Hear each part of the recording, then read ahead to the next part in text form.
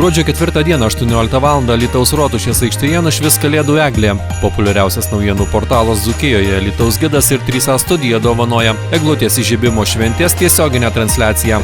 Gruodžio 4 dieną 18 val. Portale Alytaus gidas ir 3A studija.lt.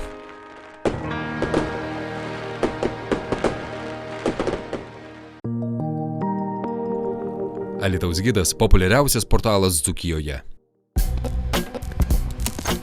Alytaus mieste galima pamatyti automatais apsiginklavusius policijos pareigūnus. Tai susiję su įvykiais Prancūzijoje ir kitose vakarų Europos šalyse. Lapkričio 14 dieną pareigūnams nurodyta, kad bent vienas mieste patruliuojantis ekipažas būtų ginkluotas automatais. Specialaus ekipažo pareigūnai taip pat naudoja pistoletus, elektros prietaisą Taser ir kitas jų įprastas jiems priemonės. Nurodymą ginkluotis pareigūnams davė Lietuvos Respublikos generalinis komisaras Linas Pernavas.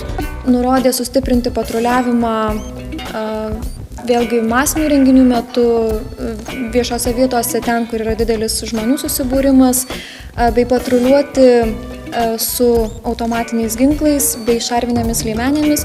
Tai turėtų daryti bent vienas autopatrulis, kuris susidaro iš 2 pareigūnų, bei patruliuoti gatvėse su tarnybiniais šunimis. Tik gavus nurodymą imti sustiprintų priemonių, policininkams buvo išduoti automatai AK-47, geriau žinomi Kalašnikovo pavadinimu. Tačiau po įvykių Vilniuje rusiškas automatas pakeistas į MP5.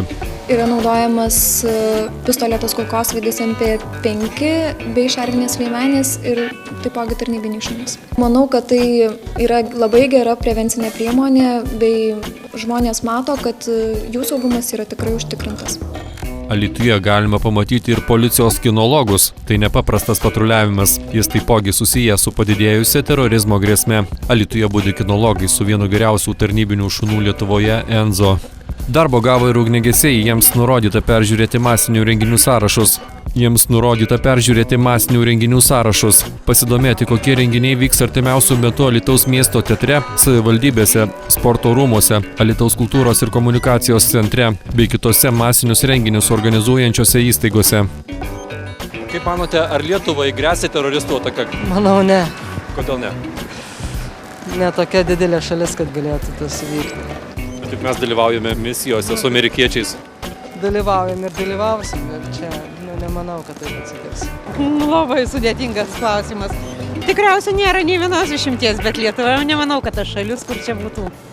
Kažkiek tikimybės yra, bet nemanau, kad kažkiek labai jau daug to yra grėsmės. Manau, kad ne, irgi. Todėl, kad jie net nežino, kas ta Lietuva. Alytus vienas iš daugelio miestų Lietuvoje, kur nėra daug gyvenančių užsieniečių. Nepaslaptis, kad didžiausia grėsmė žvelgiama iš musulmoniško pasaulio atstovų, tačiau jų Dzūkijos sostinėje nėra daug. Kiek laiko policija dirbs sustiprintomis pajėgomis, kol kas neaišku.